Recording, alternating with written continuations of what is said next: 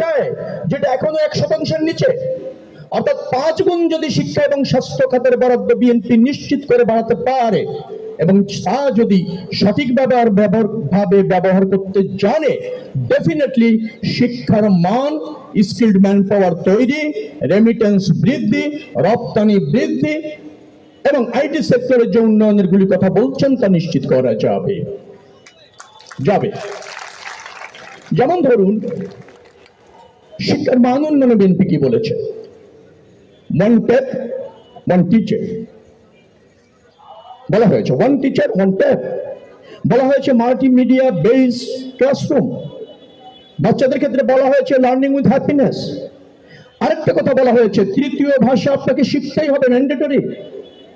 তৃতীয় ভাষা যদি আপনি আরবি চয়েস করেন, আমরা জানতে পেরেছি এবং আমরা দেখেছি মিডল ইস্ট থেকে 3 গুণ রেমিটেন্স আসতে পারে। কারিগরি শিক্ষা বাধ্যতামূলক করা হচ্ছে, শিক্ষাকে 2 ভাগে ভাগ করা হয়েছে, উচ্চতর জ্ঞানলব্ধ শিক্ষা মানে গবেষণালব্ধ শিক্ষা আর কারিগরি শিক্ষা। অর্থাৎ স্কিলড ম্যান পাওয়ার তৈরি করবার জন্য বিএনপি যেখানে ব্যত্যয় আছে তা পুনর্নির্ধারণ করে আগামী দিনে রাষ্ট্র পরিচালনা করবে বিধায় অঙ্গীকার করেছে। বিএনপি বলেছে যে 18 মাসের মধ্যে সে 1 কোটি লোককে কর্মসংস্থানের ব্যবস্থা করে দিতে চায়, কর্মসংস্থান সৃষ্টি করতে চায়। কিভাবে বলেছে?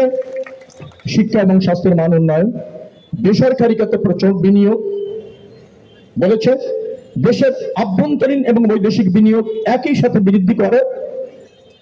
দ্বিতীয়ত বলেছে যে আমরা স্কিলড ম্যান পাওয়ারের জন্য নতুন বাজার ইতিমধ্যে অন্বেষণ করা, রপ্তানি পণ্যের নতুন বাজার বহুমুখীকরণ করার কথা বলেছে। তাতেই দেখা গিয়েছে যে 1.5 বছরের মধ্যে আমরা এই পরিকল্পনাগুলি করতে পারলে 1 কোটি মানুষের কর্মসংস্থান করা যাবে।